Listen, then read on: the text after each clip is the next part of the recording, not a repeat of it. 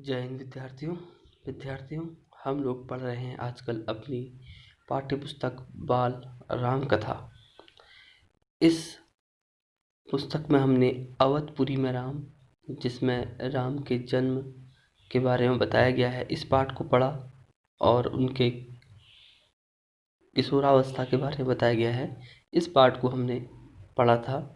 फिर जंगल और जनकपुर, जहाँ पर राम का विवाह, सीता स्वयंवर, धनुष का तोड़ना, और फिर विदेह राज जनक के वहाँ से वापस आकर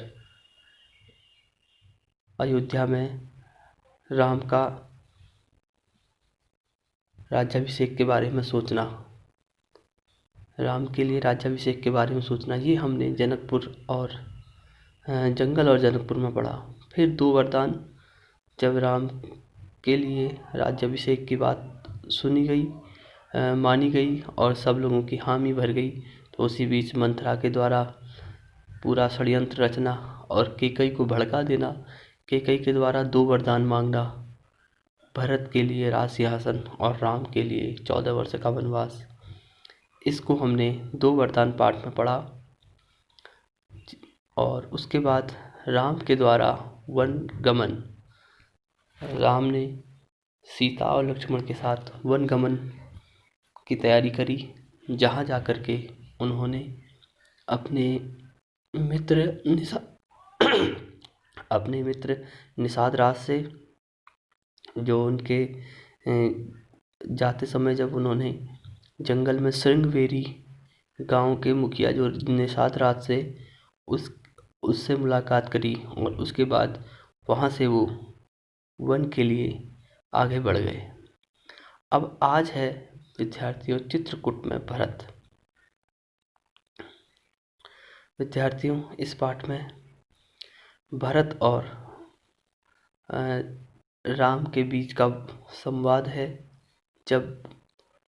जैसा कि हमने अभी तक पढ़ा, और उसके बाद ये बताते हैं कि भरत कैकेयी राज में थे और अपने ननिहाल से वो अयोध्या की घटना से बिल्कुल भी अनभिज्ञ थे। उनको कुछ इस बारे में कुछ भी नहीं पता था कि राम वनवास जा चुके हैं, पिता का देहांत हो चुका है और राम राजा बनने वाले थे, या अब वो जंगल चले गए हैं। इसके बारे में कोई जानकारी नहीं थी भरत को, और भरत इन सब चीज़ों से अनभिज्ञ थे। लेकिन वे चिंतित थे। उन्होंने एक सपना देखा था, पर उसका अर्थ पूरे तरह नहीं समझ पा रहे थे। संगी साथियों के साथ बातचीत में उन्होंने कहा, मैं नहीं जानता कि इसका अर्थ क्या है। यह सपने से मुझे डर लगने लगा है। मैंने देखा कि समुद्र सूख गया है, चंद्रमा धरती पर गिर पड़े हैं और वृक्ष सूख गए हैं। एक राक्षसी पिता को खींच कर ले जा रही है। वे रथ पर बैठे हैं, रथ गधे खींच रहे हैं। तो इस तरीके का एक भयावह सपना भरत ने देखा था, और उस सपने का क्या वास्तविक अर्थ है, ये तो आप लोग इस कहानी को पढ़ के समझ ही गए हैं।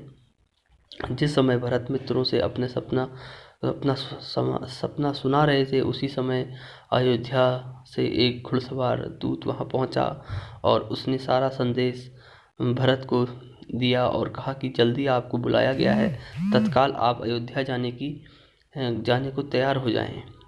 ननिहाल में भरत का मन नहीं लग रहा था, उचक गया था। अयोध्या पहुंचने को वो भी उतावले थे।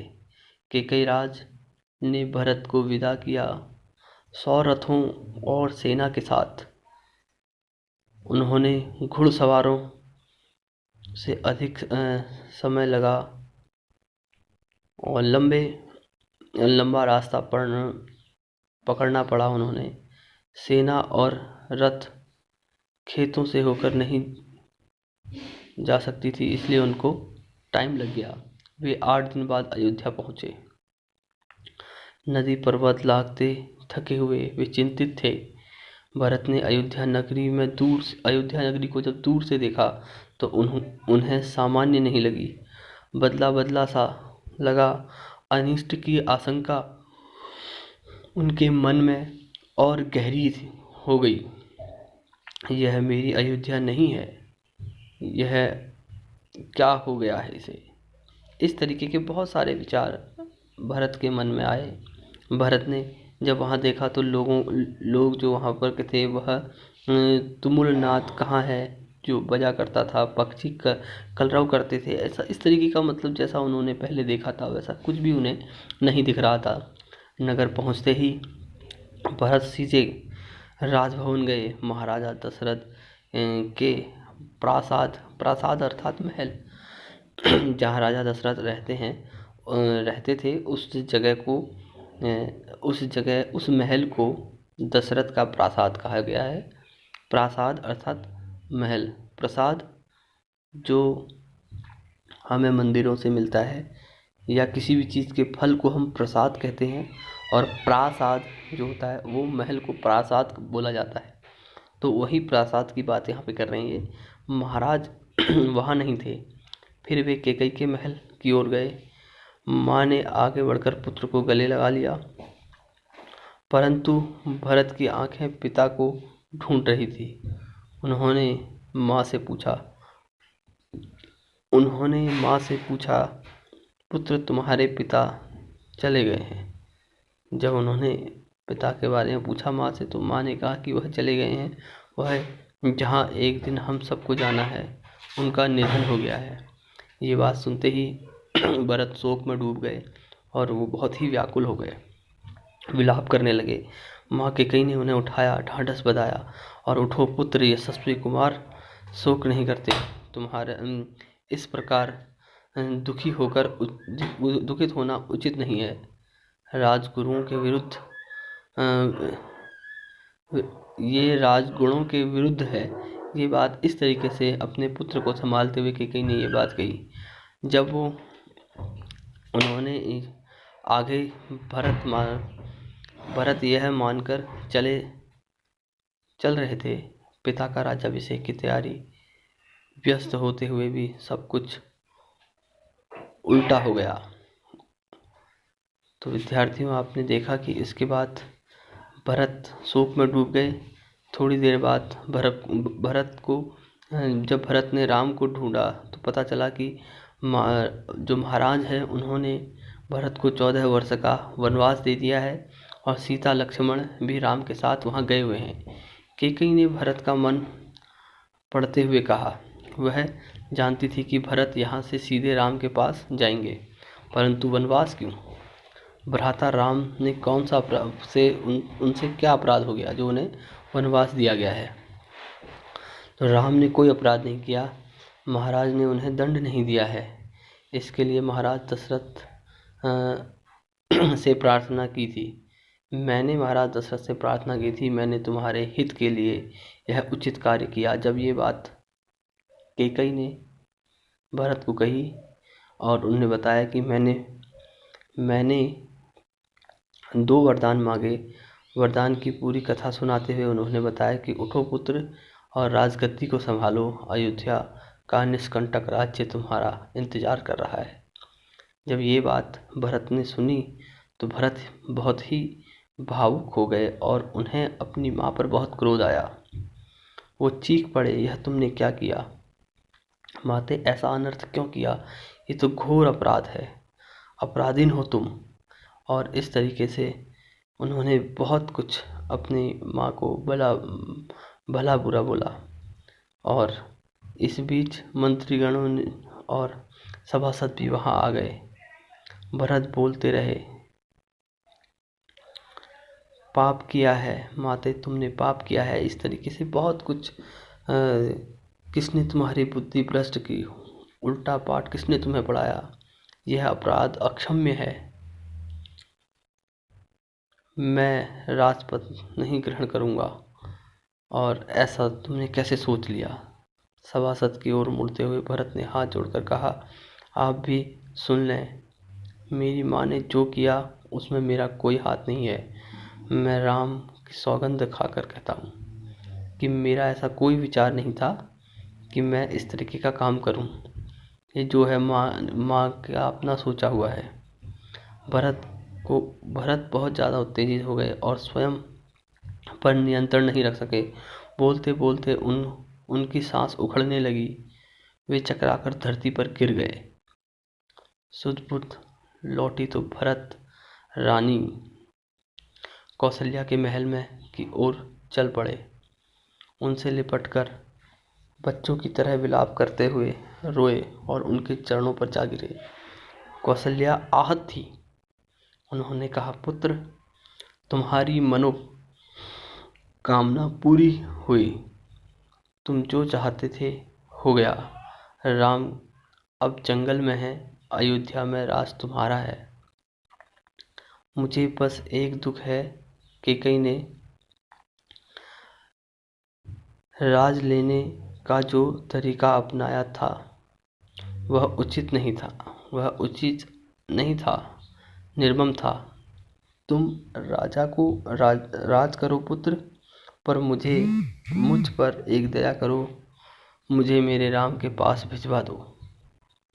भरत ने रानी कौशल्या से क्षमा मांगी और अपनी सफाई दी। उन्होंने कहा कि मेरा बिल्कुल भी ऐसा इरादा नहीं था और ना ही मेरे को कभी इस बारे में कोई जानकारी थी। तो कौशल्या माँ ने भरत को क्षमा किया और मुनि वशिष्ठ जो थे, शत्रुघ्न ने उसे जान से मारने की कोशिश करी। ये कौन थी? ये थी कुबड़ी दासी मंथरा। जो सुबह तक शत्रुघ्न को पता चल गया कि कैकेयी के कान किसने भरे हैं, वो थी मंथरा। और उस घटनाक्रम से घबराई हुई वह छिप गई। कुछ दिनों में उसे किसी ने नहीं देखा। भरत और शत्रुघ्न राम को वापस लाने की मंत्रणा करने लगे और फिर मुनि वशिष्ठ ने अयोध्या का राज सिंहासन रिक्त देख करके भरत को समझाया और कहा कि तुम जाओ, तुम इस सिंहासन को संभाल लो और इस पर कोई भी जो बाहर के लोग हैं वो आंखें टिकाए हुए बैठे हैं। कभी भी आक्रमण करके बिना राजा के राज्य उचित नहीं है, इसलिए तुम अब इस राज्य को संभालो।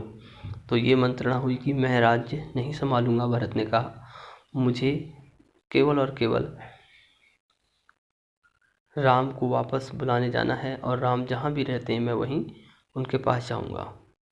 तो उन्हें बताया गया कि वो बहुत सुंदर और सुरम्य दृश्य है जहाँ राम रहते हैं, बहुत अच्छा स्थान है। वो है पर्णकुटी, जहाँ पर इस समय राम निवास कर रहे हैं। भरत को जब ये सूचना मिली थी तो उन्होंने चित्रकूट की ओर जाने का निश्चय किया और वो चित्रकूट चल दिए। श्रृंगवेरपुर में जो निषाद राज थे, उन्होंने जब भरत को आते हुए देखा तो उन्हें लगा शायद ये अपने भाई को मारने के लिए जा रहे हैं। तो उन्होंने उसका रास्ता रोका और अंत में ये मालूम चला कि नहीं, ये तो राम को मनाने के लिए जा रहे हैं। तो भरत चला राम को मनाने। और जब लक्ष्मण ने भरत को आते हुए देखा तो लक्ष्मण को भी यही लगा कि भरत राम पर आक्रमण करने के लिए आ रहे हैं, लेकिन राम के समझाने पर पता चला कि ऐसा कुछ नहीं है। और जब पर्णकुटी में पूरी सेना के साथ राम पहुँचे, राम को मनाने के लिए भरत पहुँचे, तो वो दृश्य बहुत ही शानदार था। भरत की सेना जो थी उसको नीचे रोक दिया गया है। नगरवासियों से भी वहीं ठहरने को कहा गया। कोलाहल थम गया। उसी जगह पुनः वन में नैसर्गिक शांति सी आ गई और भरत ने पहाड़ी को प्रणाम किया और शत्रुघ्न को साथ लेकर वो नंगे पांव उस पहाड़ी पर चल दिए और इस उत्कंठा के साथ कि भाई से मिलन होगा। पहाड़ी पर दूर से उन्होंने एक छवि दिखी। वह थी राम की। राम शिला पर बैठे थे और पास ही में सीता और लक्ष्मण बैठे थे। भरत दौड़ पड़े राम के चरणों की ओर गिरते हुए। उनके मुंह से एक शब्द भी नहीं निकला और शत्रुघ्न भी राम के चरणों की वंदना करते हुए वहाँ से चले गए। उठकर सीधे उन्होंने सीने से लगा लिया और वो वहाँ चले गए। वहाँ राम ने जब दोनों को देखा और उसके बाद राम ने जब पूछा कि पिता कैसे हैं, घर में माँ कैसी हैं। तो राम को पता चला कि उनका देहांत हो गया है, दशरथ का देहांत हो चुका है। वो बहुत दुखी हुए। उसके बाद मुनि वशिष्ठ ने उनको समझाया और पिता की मृत्यु होने पर समझाते हुए उन्होंने कहा, और मुनि वशिष्ठ भी वहाँ पर थे, तो उन्होंने भरत के साथ आग्रह किया कि आप चलिए और राज सिंहासन आप संभालिए, क्योंकि जिस कारण से तुम्हें वनवास दिया गया था अब वो कारण समाप्त हो गया है। अब तुम वनवास को भोगने की आवश्यकता नहीं है। तब जाकर के राम ने साफ इनकार किया और उन्होंने कहा कि अब मैं तो पिता की बात को, जो वचन उन्होंने माँ को दिया है उस वचन को मैंने पूरा करना ही है और मैं उसे करूँगा।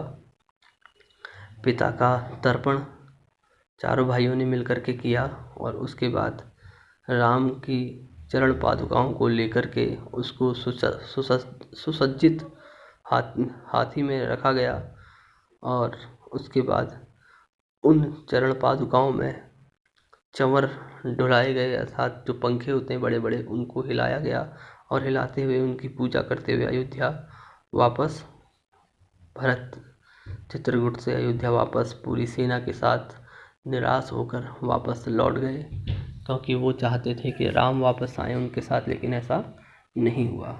तो ये था चित्रकूट में भरत, जो भरत ने अपनी भ्रातृ भक्ति दिखाते हुए बहुत ही शानदार तरीके से राम को मनाने का प्रयास किया, लेकिन राम को मनाना हर किसी के बस की बात नहीं। इसी के साथ आज का वीडियो यहीं समाप्त करते हैं। जय हिंद, जय भारत।